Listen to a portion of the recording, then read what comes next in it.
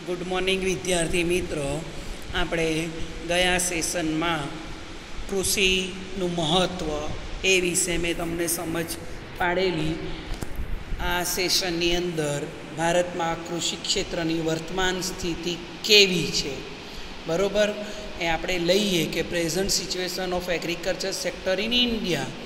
તો ભારત અંગ્રેજોના શાસન પહેલાં, અંગ્રેજોના શાસન દરમિયાન અને અંગ્રેજોથી મળેલી આઝાદી બાદ પણ કૃષિ પર આધારિત છે.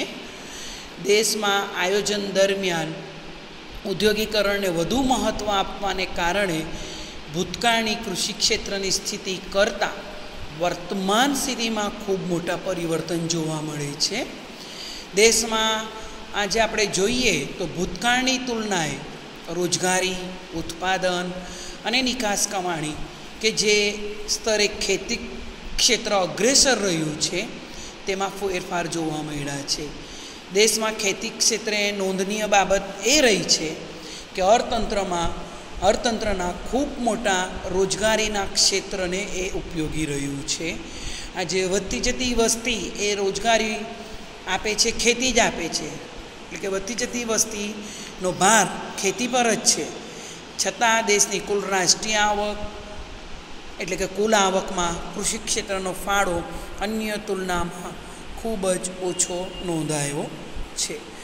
આ ફેરફાર ઉપરાંત અન્ય ફેરફારો કેવા પ્રકારના અને કઈ દિશાના છે તે જોવા માટે આપણે રાષ્ટ્રીય આવકની અંદર જે વર્તમાન સ્થિતિ છે એ કોષ્ટક દ્વારા સમજૂતી મેળવી લઈએ. એટલે કે વર્તમાન સ્થિતિની જે સ્પષ્ટ કરવા માટે કેટલાક મુદ્દા છે એ પણ આપણે જોઈશું. આગળ લઈએ તો રાષ્ટ્રીય આવકમાં ફાળો, આ તમારે અનુસૂચિ જે છે તમારું કોષ્ટક એ મોડે કરી નાખવાનું છે. કોઈ બી વર્ષ કેટલા ટકા ફાળો તો MCQ 1 માર્કમાં પૂછાય.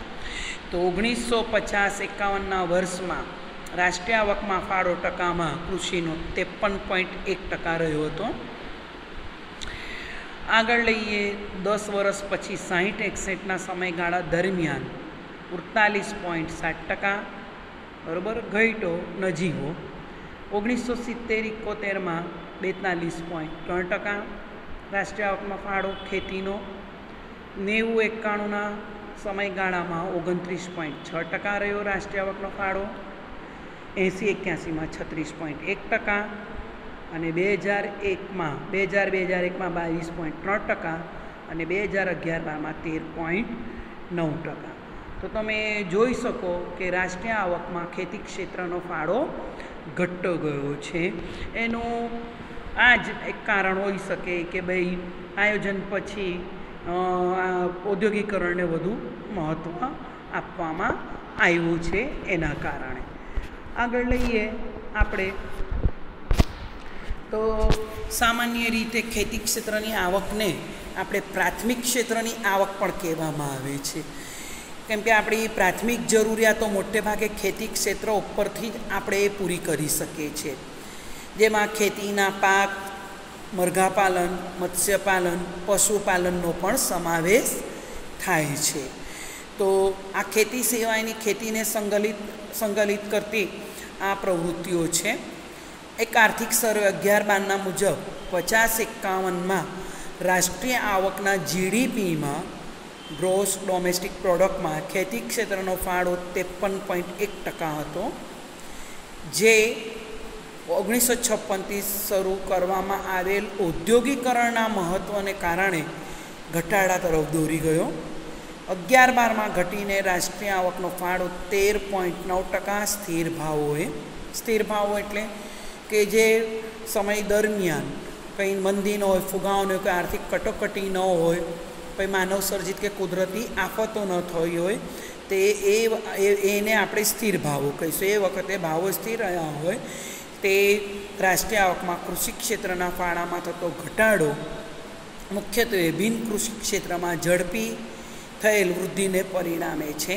તો ભારતમાં કૃષિ ક્ષેત્રનો વિકાસ એ એક જટિલ પ્રશ્ન બની રહ્યો છે. તો આપણે લઈએ આગળ કે રોજગારી નિકાસમાં એનો ફાળો કેટલો છે. તો ભારતનું કૃષિ ક્ષેત્ર સૌથી વધુ રોજગારી આપતું ક્ષેત્ર છે. આઝાદી સમયે ભારતના 72% લોકો કૃષિ અને કૃષિ સંકલન પ્રવૃત્તિઓ કઈ ઉપર પણ હું તમને કહી ગઈ. કૃષિ સંકલન પ્રવૃત્તિઓ કઈ તો પશુપાલન, મત્સ્યપાલન, જંગલ, મરઘા બતકા ઉછેર વગેરે. અને આઝાદી સમયે કેટલા ટકા લોકો કૃષિ પર અવલંબિત હતા તો 72%. MCQમાં પૂછાય.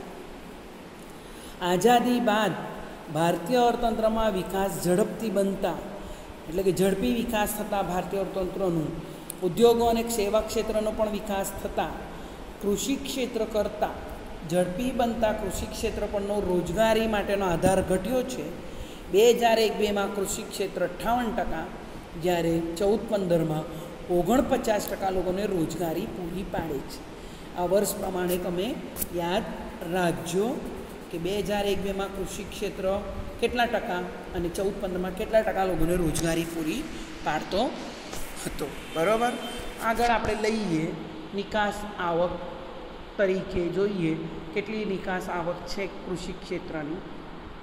ભારતનું કૃષિ ક્ષેત્ર એ વિભિન્ન જરૂરી ચીજ વસ્તુઓ કે જે દેશમાં ઉત્પાદિત થતી નથી અથવા ઓછી ઉત્પાદન થાય છે અને વસ્તુની આયાત કરવા માટેનું વિદેશી હુંડિયામણ મેળવી આપવા માટે જરૂરી નિકાસો દ્વારા દેશમાં પોતાનો ફાળો આપતું રહ્યું છે.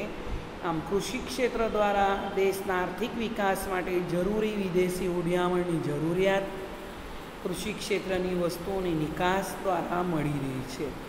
દાખલા તરીકે ચા, મરી મસાલો, ફળ વગેરેની નિકાસો કરીને કિંમતી વિદેશી હુંડિયામણ કૃષિ ક્ષેત્ર દેશ માટે મેળવી આપે છે, એટલે કે કમાઈ આપે છે.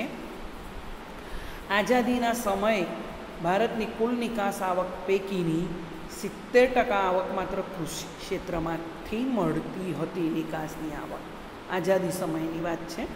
70% આવક ફક્ત કૃષિ ક્ષેત્રમાંથી મળી રહેતી. પરંતુ દેશની વિકાસ પ્રક્રિયામાં ઉદ્યોગો, સેવા ક્ષેત્રનો ફાળો જેમ વધતો ગયો એને કારણે કૃષિ ક્ષેત્રનો ફાળો નિકાસ આવકમાં ઘટ્યો છે. વર્ષ 2013-14 મુજબ દેશની કુલ નિકાસ આવકમાં કૃષિ ક્ષેત્રનો ફાળો ફક્ત 14.2% નોંધવામાં આવ્યો છે. એમાં MCQમાં પૂછી શકાય. આગળ લઈએ જીવન ધોરણ. વિશ્વમાં લોકોના જીવનનો પ્રાથમિક આધાર એ કૃષિ ક્ષેત્ર પર રહ્યું છે. અનાજ, બરાબર, ફળ ફળાદી, શાકભાજી એ બધું આપણને કૃષિ ક્ષેત્રમાંથી મળી રહે છે. તો લોકોના જીવન ધોરણમાં સુધારો કરવાનું કાર્ય સતત કૃષિ ક્ષેત્રે થતું રહ્યું છે. કૃષિ ક્ષેત્ર મુખ્યત્વે 2 પ્રકારના પાક અનુક્રમે અનાજ અને રોકડિયા પાકનું ઉત્પાદન કરતું રહ્યું છે.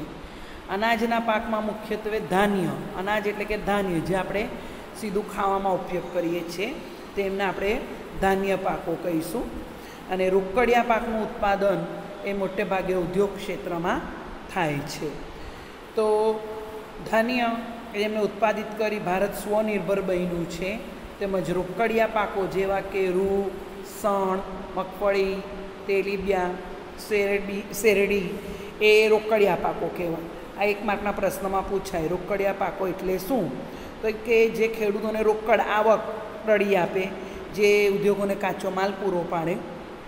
કયા? તો રૂ, સણ, મગફળી, તેલીબિયાં, શેરડી, સણ વગેરે એ મુખ્યત્વે કાચા માલ તરીકે ઉપયોગમાં આવે છે. તો રોકડિયા પાકોના ઉત્પાદન વૃદ્ધિ વધુ જોવા મળી છે.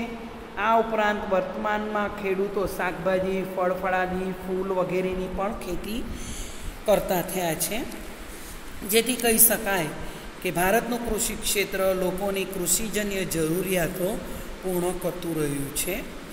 ભારતમાં અનાજની માથાદીઠ ઉપલબ્ધતા જે 1951માં દૈનિક 395 ગ્રામ હતી, માથાદીઠ વ્યક્તિ દીઠ સરેરાશ જેને કહેવાય 1951માં દૈનિક 395 ગ્રામ હતી, તે ભારતની વસ્તીમાં થયેલા વધારાને કારણે 2013માં 511 ગ્રામ થઈ. અને કૃષિ ક્ષેત્ર દ્વારા ભારતીય લોકોની જરૂરિયાતો ઘણા પ્રમાણમાં સંતોષાતી હોવાથી લોકોનું સરેરાશ આયુષ્ય પણ વધ્યું છે, કેમ કે પ્રાથમિક જરૂરિયાત પૂરું પાડે છે અને પ્રાથમિક જરૂરિયાતો વગર આપણે જીવી શકીએ નહીં. તો વિદ્યાર્થી મિત્રો, આપણે રોજગારી, નિકાસ આવક અને રાષ્ટ્રીય આવકમાં ભારતમાં કૃષિ ક્ષેત્રની વર્તમાન સ્થિતિ વિશે આપણે સમજી ગયા. આવનારા સેશનમાં આપણે કૃષિ ઉત્પાદન વૃદ્ધિ કેટલી થઈ છે અને ઔદ્યોગિક વિકાસનો પાયો કેટલો છે એ જોઈશું. Thank you.